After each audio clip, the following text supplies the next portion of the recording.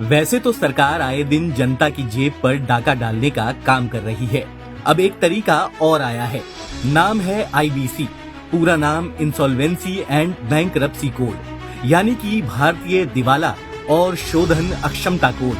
साल 2016 में पीएम मोदी की सरकार दिवालिया कंपनियों से पैसे वसूलने के लिए ये कोड लाई थी। कहा गया कि इससे पब्लिक सेक्टर बैंकों के डूबत पैसों की वसूली बढ़ेगी। लेकिन अब इसका इस्तेमाल पीएम मोदी के दोस्तों की कंपनियों को माला माल बनाने के लिए किया जा रहा है। चलिए आपको समझाते हैं कैसे।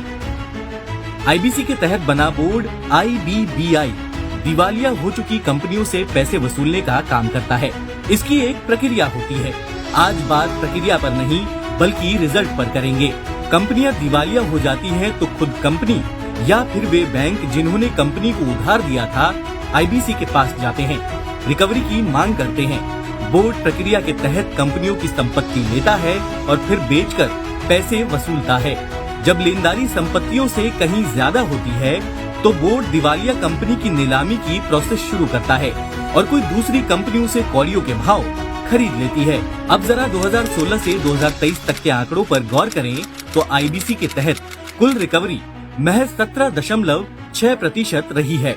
यानी किसी कंपनी पर अगर बैंकों की 100 रुपए की देनदारी थी तो आईबीसी के जरिए उससे केवल 17 रुपए 60 पैसे ही वापस आ पाए हैं। यानी बैंकों के बाकी के 82 रुपए 40 पैसे डूबत खाते में लिख दिए गए। बैंकिंग भाषा में इसे हेयर कट कहा जाता है। ये पैसे किसके थे? पीएम के, बीजेपी के या फिर सरकार के? ना ना ना ना ना, ये थे देश की गरीब जनता के, आम आदमी के टैक्स के, लोगों की गाढ़ी कमाई के। यहाँ तक कि संसद की वित्तीय कमेटी ने आईबीसी के कामकाज के तरीके पर सवाल उठाए थे, फिर भी सरकार ने ये लूट होने दी। बड़े उद्योगपतियों के प्रॉफिट मार्जिन के बारे में तो आपने सुना ही होगा, लेकिन मोदी सरकार इस कोड के जरिए अपने पूंजीपति मित्रों के लिए जनता के सोने को लोहे के भाव बेचने का काम कर रही है।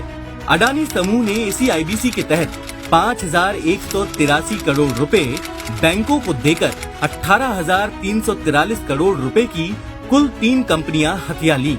यानी 100 रुपए की देनदारी वाली कंपनी खरीदने के लिए अडानी ने केवल 35 रुपए खर्च किए हैं। करोड़ों में तो ये आंकड़ा बहुत बड़ा है। तो अब आप समझे मोदी सरकार को आईबीसी के माध्यम से कौन सा गेम चेंज करना था। मोदी सरकार को ऐतिहासिक संगठित डकैती को अंजाम देना था। भाजपा को अपने पूंजीपति मित्रों को औने पौने दामों में कंपनियां सौंपनी थी। अब साल 2024 में जनता पूछेगी इन सब के बदले भाजपा को क्या क्या मिला।